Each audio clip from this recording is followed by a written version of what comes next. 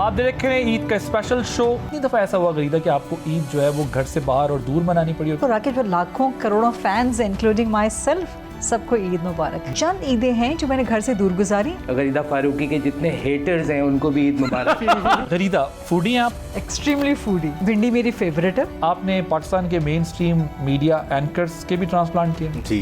उनमें क्या कोई एक साहब ऐसे हैं जो अब तकरीबन 45-50 साल अपनी एज रिवर्स कर गए?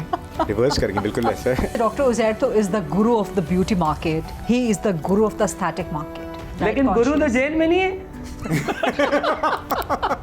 कौन से फ्रूट ज्यादा खाने चाहिए हमारे व्यूअर्स को पता चले? Citrus fruits. जैसे चुकंदर चूंकि लाल होता है तो इनको लगता है कि ये क्या करेगा, खून बनाएगा, तो वो खा रहे हैं। पाए चूंकि लेसदार है तो भाई वो घुटनों का वो सही करेंगे।